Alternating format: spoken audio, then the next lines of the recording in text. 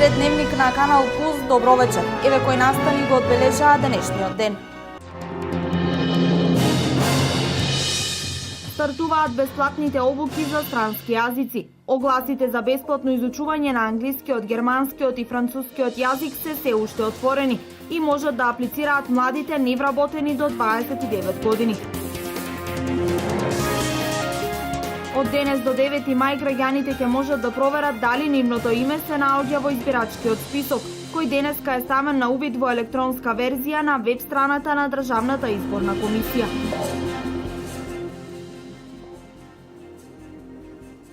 Општина Берово избрана за идна локација на која грчката компанија Хелагро ќе отвори свој погон за производство на амбалажа за агропроизводи.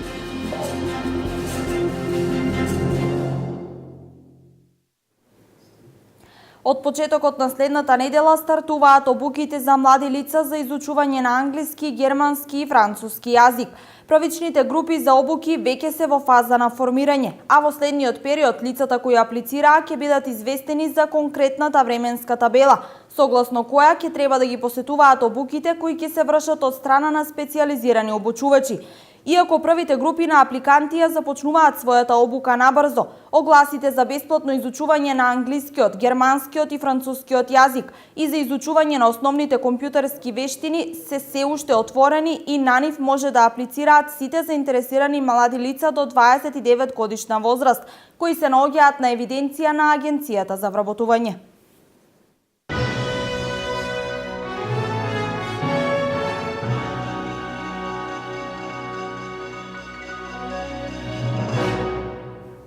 Од денес до 9 мај граѓаните ќе можат да проверат дали нивното име се наоѓа во избирачкиот список, кој денеска е ставен на увид во електронска верзија на веб страната на Државната изборна комисија и во 34 подрачни единици на комисијата во земјата.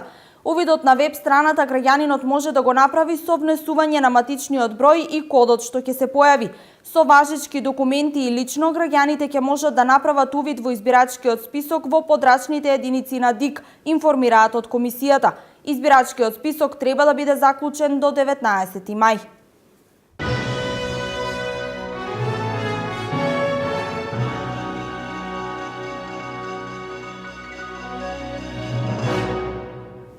До крајот на месецов истекува мерката Грант за самовработување. Сите оние кои имаат идеја за отворање собствен бизнис можат да ја искористат оваа мерка, апелираше заменик министерот за труд и социјална политика Диме Спасов. Вториот оглас за грант за самовработување за неповратни средства од 200.000 до 350.000 денари е се уште во тек. Сите заинтересирани можат да аплицираат до 30 овој месец и да искористат оваа можност која што ја нуди Агенцијата за вработување, Министерството за труд и социјална политика. Како што кажав, мерката Грант за самовработување е една од најуспешните мерки кои што ги реализираме досега. Оваа мерка помогна за формирање на досега околу 7800 приватни компании. Оваа мерка помогна за да се отворат над 7900 работни места во Република Македонија изминатите неколку години.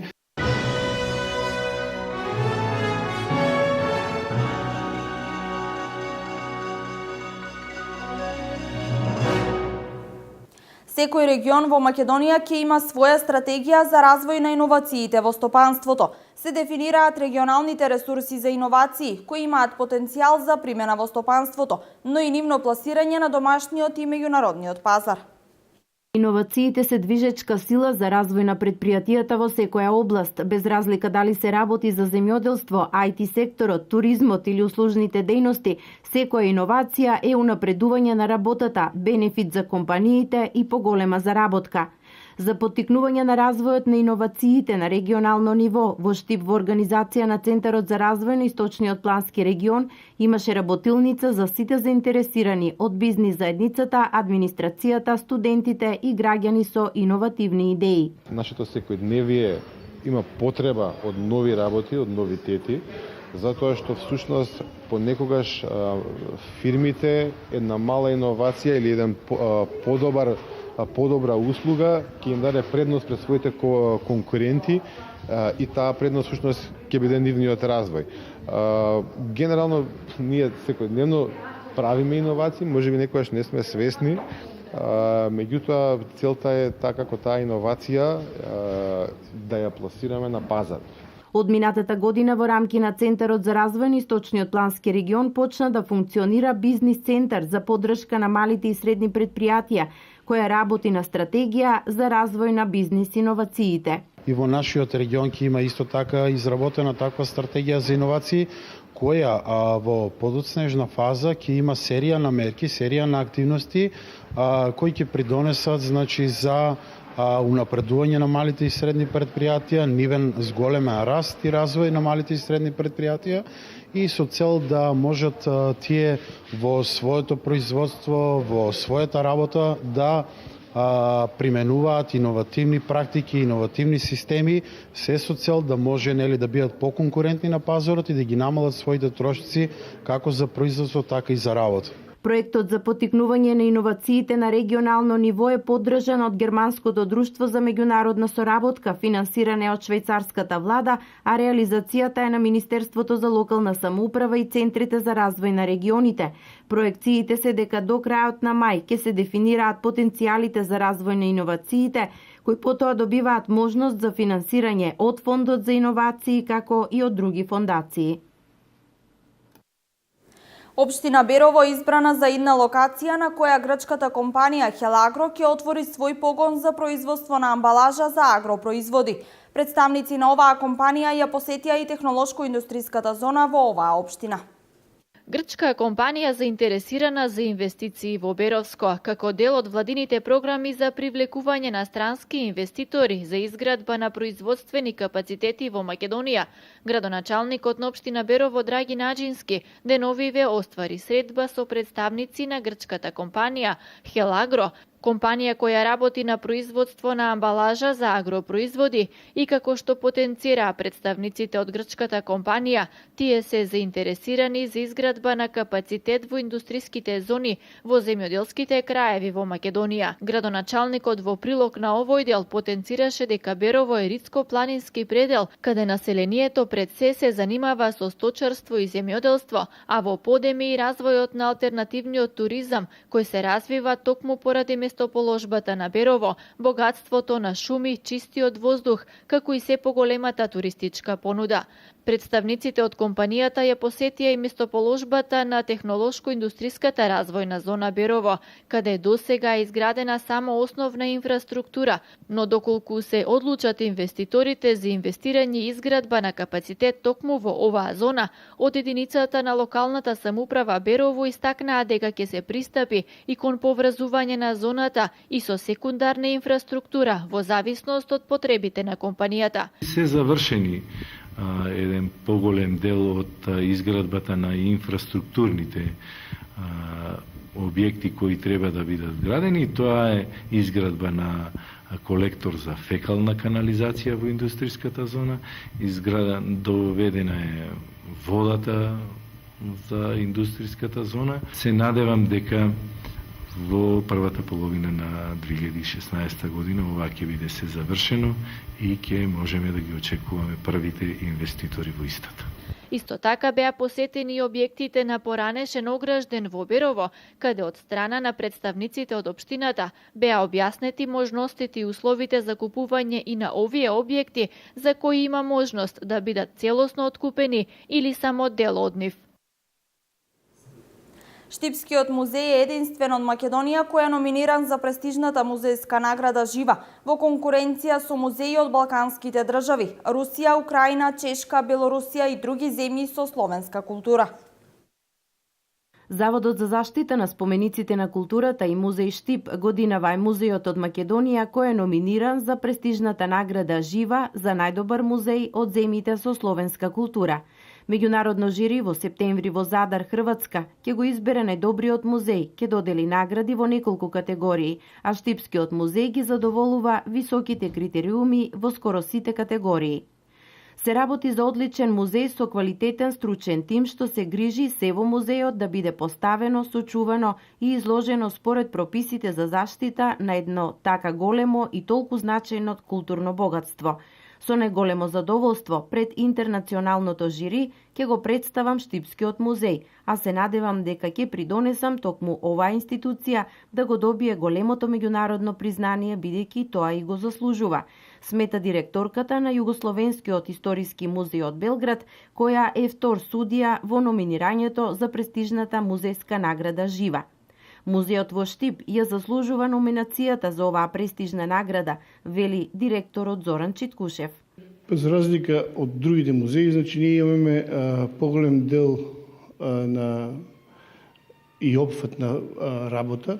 Тука спаѓа истражувањата, конзервацијата на недвижното и движното културно наследство, презентацијата. Имаме 4 музејски поставки, имаме работа на конзервација на движно културно наследство. Тука спаѓаат, значи, спомен куќата на Славчо Стоименски, музеот на ВМРО. Потоа се разликуваме по тоа што работиме и како галерија, ликовна и галериска дејност. Имаме доста квалитетна и, ќе речем, обемна продукција во делот на публикациите. Сето тоа го прави музеот на еден начин податен да се надпреварува со другите музеи за оваа награда. Наградата Жива е востановена во 2012 година на иницијатива на експерти од Форумот на словенски култури, со цел да се промовира културното наследство на словенските земји и да се заакне соработката и размената на искуства на овој план меѓу земјите од Југоисточна Европа. Признанието Жива е инспирирано од словенската божица на животот, младоста, убавината и виталноста. Минатата година главната награда ја доби музеот Лав Толстој од Јасна Пољана во Русија, а музеот на македонската борба во Скопје доби награда за креативност и интерпретација.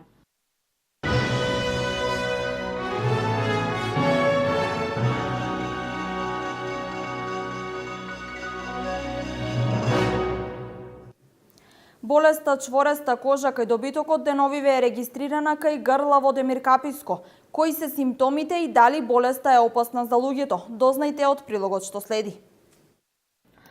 Болеста чвореста кожа ги демне фармерите. Од пред неколку дена во Македонија откриен е прв случај во Демир Каписко, пошто животното е уништено. На фармерите, ветеринарните лекари им ги посочија симптомите кои ги има болното животно. Инкубацијата на болеста трае 2 до 3 недели. Значи, зборуваме за болест која е предизвикана од вирус. Се пренесува конкретно преку комарците и преку мувите. Битно за оваа болест е најповеќе да се каже за сточарите да имат во предвид дека болеста се манифестира со исцедок од устата, се манифестира со покачена температура, со намален апетит и намалено производство на млеко. Конкретно за кај говедата, бидејќи оваа болест најповеќе се појавува кај крупниот добиток, односно кај говедата. Лек за оваа болест нема, но како превентива, односно да не дојде до заболување, да се врши дезинсекција. Ветеринарите препорачуваат. Се надеваме дека нема да ја има кај нас, мада не гледам некоја реална стварна ситуација дека оваа болест ќе не одмине. Опасност за луѓето нема, затоа што не е пренослива од животните, но поради лесното ширење, сточарите можат да трпат големи загуби. Од Агенцијата за храна и ветеринарство најавија дека сите сточни пазари ќе бидат затворени, што значи продажбата на жива стока и изложбите е одложено, односно носењето на стока на пазарите е затворено. Чвореста кожа е болест која е типична за Африка, но со поместувањето на температурните граници се шири преку Турција, Грција, Бугарија, Иран и Ирак и стигнаа и во земјава. На територијата на општина Штип утре ќе се врши дератизација. Отров за глодари ќе се постави во над 150 одводни шахти. Утрешната акција е дел од програмата на општина Штип за заштита на населението од заразни болести. Дератизацијата ќе се врши во периодот од 17 до 21 часот попладне и со истата ќе бидат опфатени 160 канализациони шахти на подрачјето на општината. Третирањето ќе се изведува со препаратот Бромахем со активна супстанца бромадиолон. Во случај на неповолни временски услови, дожд и друго, дератизацијата се одложува за следниот поволен ден, а воедно ги известуваме сите граѓани учесници во сообраќајот да внимаваат на сообраќајот.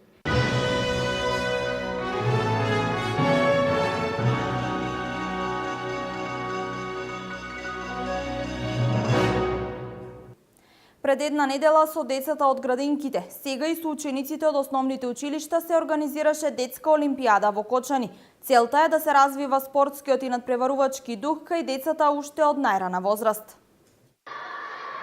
Пресред одбележувањето на патрониот празник на основното училиште Никола Карев во спортската сала на училиштето се одржа детска олимпијада.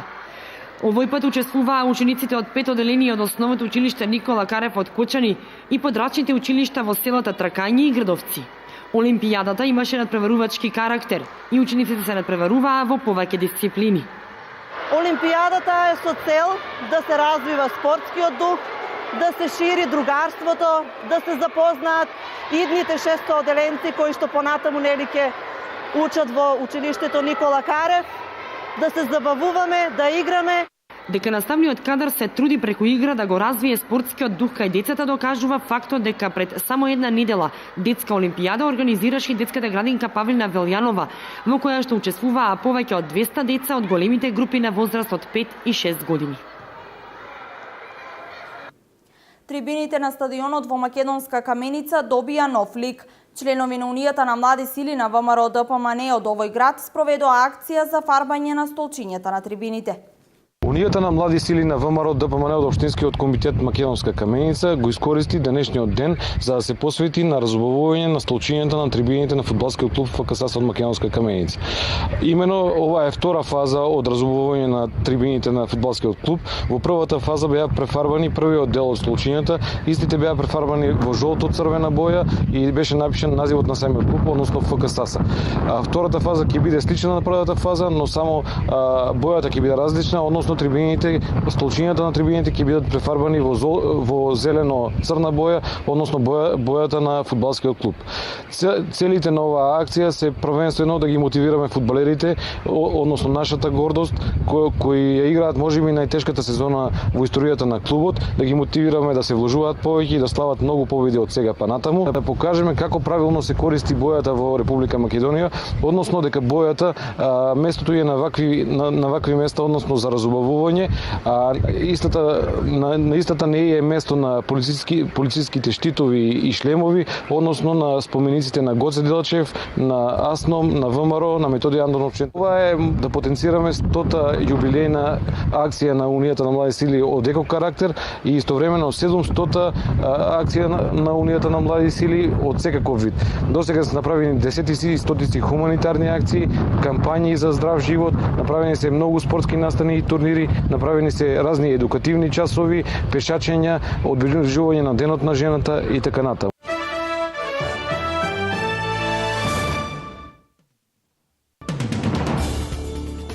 Австриската полиција уапсила двајца терористи од џихадистичката група Исламска држава, кои се инфилтрирале во Европа како бегалци и имале намера заедно со нивните соучесници да учествуваат во париските напади од ланскиот 13 ноември, пишува во неделата американскиот весник Вашингтон Пост. Според сознанијата на весникот, 23-годишниот пакистанец Мохамед Осман и 28-годишниот алжирец Адел Хадади илегално преку Турција дошле на грчкиот остров Лесбос во голема група сириски бегалци, заедно со двајцата терористи и самоубици кои подоцна ги извршија нападите во близина на стадионот Стад де Франс во Париз. Сите четворица имале фалсификувани пасоши, се представувале за сирици и имале задача зададена од Исламската држава да извршат терористички напад во Париз. Повеќе од 800 членови на Ал-Каеда се убиени, меѓу кои неколкумина нивни лидери, додека одредени лица побегнаа, се наведува во соопштението на командната коалиција, соопшти денеска арапската коалиција предводена од Саудиска Арабија. Провладините сили повторно го зазедоа нафтениот терминал, како и градот Мукалу, кој се смета за упориште на џихадистите. Западните агенции, повикувајќи се на неименуван воен офицер, Јавија дека во градот Мукалу, град со околу 200.000 жители, борците на Ал-Каеда не пружиле отпор и се повлекле кон запад. Најмалку 23 лица починаа, а десетици се хоспитализирани поради труење со бомбони во Пакистан, за кои полицијата се сомнева дека содржат пестициди, потврдија денеска представници. Во провинцијата Пенџаб, жител на областа Карор, купил слатки на 17 април за да го чести семејството и пријателите по повод раѓањето на внук. Прославата е прекината, а до крајот на денот десетици починале од силно труење. Во полицискиот извештај стои дека од бомбоните починал и таткото на новороденото момче, како и 7 блиски пријатели. Бројот на починати од отровни слатки во Пакистан се зголеми на 23, а 52 лица се уште се водат во критична состојба, потврди локален полициски представник.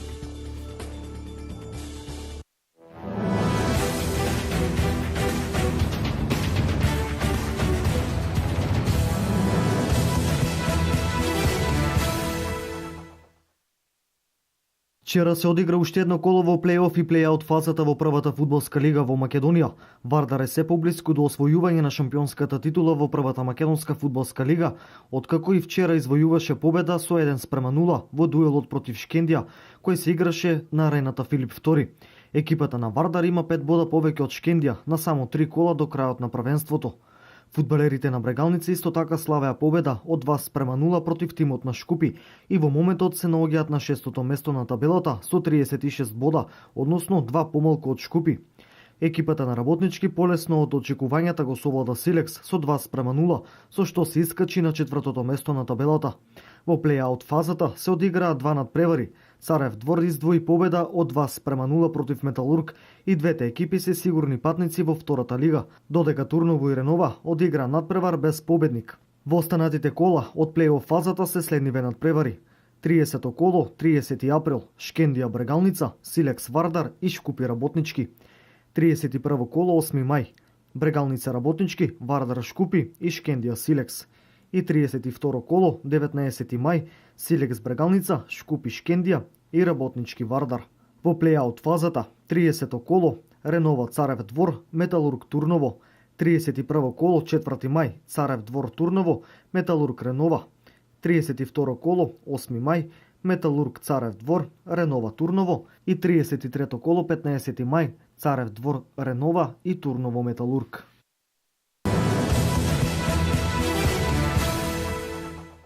Отворен фудбал со многу шанси и на двете страни се играше во Делчево во рамки на првенствениот надпревар од 18-тото коло во третата фудбалска лига Исток. Надпревар помеѓу екипите на Брегалница, Голак и Плачковица, кои гостите го добија со резултат 1:0. Домакините можеа да жалат што пропуштија поволен епилог од овој надпревар, бидејќи поголемиот дел од иницијативата имаа токму тие. Меѓутоа фалеше оној завршен удар, кој гостите знаеа да го искористат и од еден контранапад да постигнат гол во второто полувреме и заслужено да заминат од Делчево со резултат 1:0. Во рамки на 18-тото коло, вториот по интересен надпревар беше дербито на дното помеѓу екипите на Осогово и Саса од Македонска Каменица, надпревар кој го добија кочанчани со резултат 4:0. Токму од овој надпревар во продолжение го гледаме најдобриот погодок во ова коло, погодок кој за кочанчани го постигна ветеранот Натков од слободен удар од преку 20 метри ја закова топката во левиот горе нагол на голманот на Саса.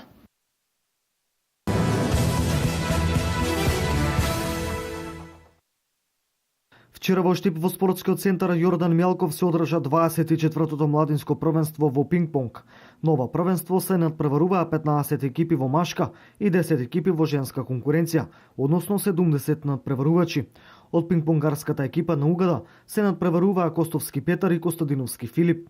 Петар Костовски ја одбрани титулата младински шампион на Македонија, а Ево Дабл со клубскиот колега Филип Костадиновски станаа шампиони во државата во младинска конкуренција. Пинг-понгарите се надпреваруваа во две дисциплини, поединечно и во двојки.